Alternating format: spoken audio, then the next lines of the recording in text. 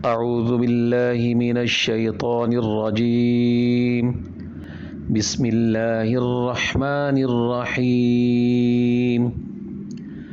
وإذ أخذنا ميثاقكم ورفعنا فوقكم الطور خذوا ما آتيناكم بقوة واذكروا ما فيه لعلكم تتقون. صدق اللہ العظیم. اعوذ باللہ من الشیطان الرجیم. بسم اللہ الرحمن الرحیم. رب اشرح لی صدری ویسر لی امری واحلل عقدۃ من لسانی یفقہوا قولی. السلام علیکم.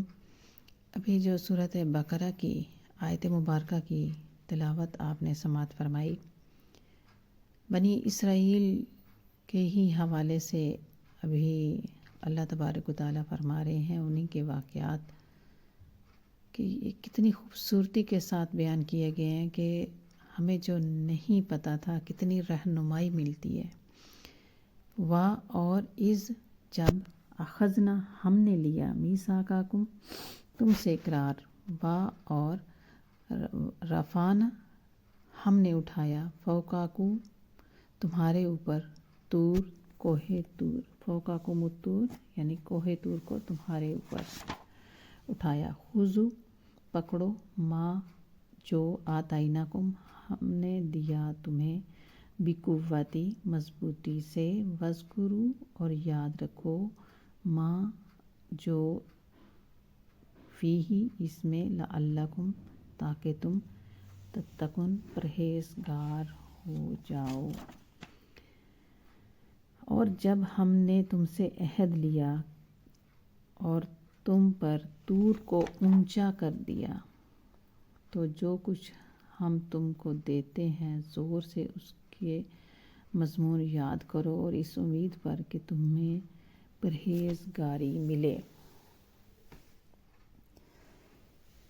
اس میں اللہ تبارک و تعالیٰ نے کنز الایمان کے مطابق فرمایا کہ جب یہ تم توریت مانگو گے اور اس پر عمل کرو گے، پھر تم نے اس کے احکام کو شاک و گراں جان کر قبول کرنے سے انکار کر دیا تو تم نے خود حضرت موسیٰ علیہ السلام سے خود یہ مطالبہ کیا تھا کہ ہمیں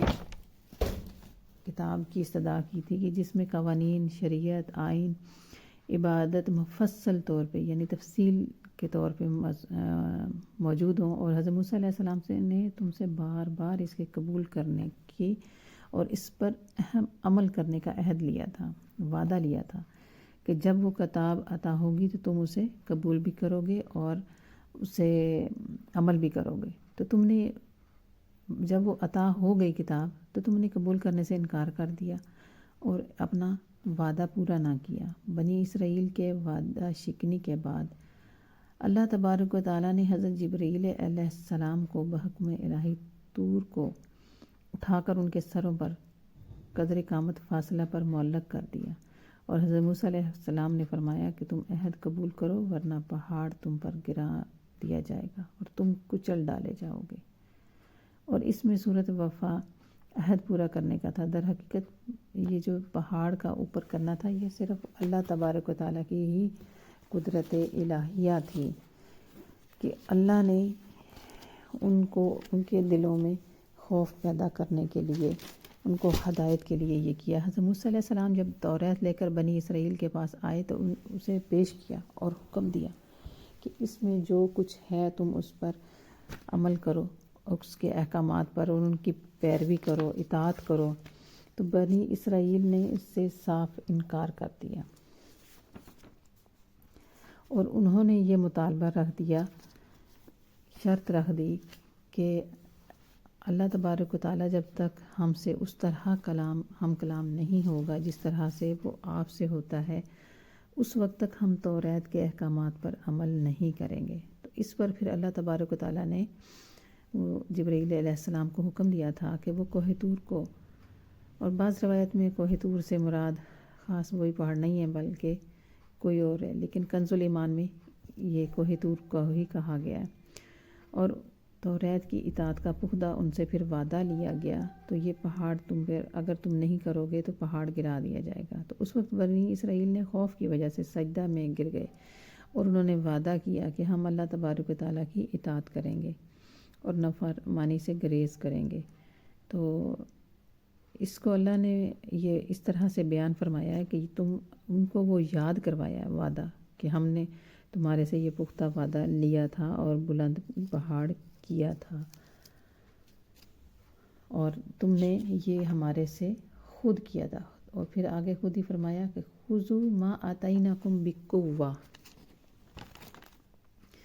کہ اس میں جو کچھ احکامات ہیں ان کو مضبوطی سے تھام رکھو، اور جو کچھ اس میں ہے اسے اپنے ذہنوں میں محفوظ کرو، تو لعلکم تتقون، تاکہ تم پرہیزگار ہو جاؤ۔ تو بظاہر تو ایسا لگتا ہے کہ یہ زبردستی کی اطاعت کروائی جا رہی ہے یا اطاعت کے لیے کہا جا رہا ہے۔ کوہ طور کو بلند کیا اور تم پر ایمان نہیں لائے تو پہاڑ کو تمہارے پر گرا دیا جائے گا، یہ جبر کی ایک صورت نظر آتی ہے، لیکن حقیقتاً اللہ تبارک و تعالیٰ کی رحمت ہے کہ بعض اوقات کسی کو ایمان کی طرف مائل کرنا پیار سے، محبت سے اور پیار سے کسی لالچ کے تحت ہوتا ہے، اور کبھی کسی کو سختی کی صورت میں بھی ہوتا ہے، لیکن دونوں صورتوں میں اطاعت کرنے والے کا ہی بھلا ہوتا ہے۔ یہاں پر بظاہر ایسی صورت بھی نظر آ رہی ہے، در حقیقتاً بنی اسرائیل کے مفاد میں ہی بات تھی کہ اللہ تبارک و تعالیٰ کی رحمت کا اظہار تھا جو اس مشکل میں ان پر ہوا۔ آگے اللہ تبارک و تعالیٰ نے جب خود فرمایا اس مشکل میں، یعنی اس شکل میں ہوا کہ وہ جب اس مشکل میں پڑ گئے کہ ان کے اوپر پہاڑ آ گیا ہے، تو پھر انہوں نے خوف کے مارے وہ سجدہ کر لیا اور سب کچھ قبول فرما لیا، لیکن ہے نافرمان قوم، ایک کے بعد دوسری نافرمانی، ایک کے بعد دوسری نافرمانی، بس اسی طرح سے ہی ان کا ماضی ہے۔ تو آگے اللہ تبارک و تعالیٰ نے خود فرمایا کہ لعلکم تتقون، یعنی بنی اسرائیل کی کم عقلی، کم فہمی تھی کہ وہ اس حکم میں موجود اپنے فوائد سے بھی غافل تھے، کہ اللہ تبارک و تعالیٰ واضح فرما رہے ہیں کہ اگر اطاعت کرو گے تو تمہیں تقوی اور پرہیزگاری حاصل ہوگی، اور جب تقوی اور پرہیزگاری حاصل ہوگی تو اللہ تبارک و تعالیٰ اخروی نعمتوں کے دروازے تمہارے لیے کھول دے گا، آخرت کے معاملات سہل فرما دے گا۔ تو رب تعالیٰ سے دعا ہے کہ اللہ تبارک و تعالیٰ ہمیں حق بولنے، حق سننے اور حق سمجھنے کی توفیق عطا فرمائے۔ وما علینا الا البلاغ، صدق اللہ العظیم۔